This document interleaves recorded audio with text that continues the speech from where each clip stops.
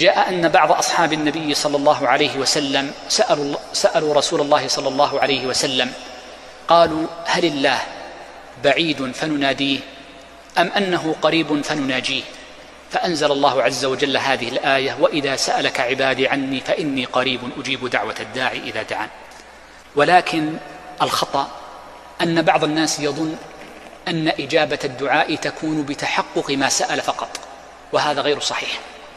فقد بين النبي صلى الله عليه وسلم أن من دعا دعاء فأجاب الله دعاءه فإنه لا يخلو من 3 درجات. أول هذه الدرجات أن يعطيه الله عز وجل سؤله، وأن يكفيه الله عز وجل ما استعاذ منه، وهذا من أقل درجات إجابة الدعاء.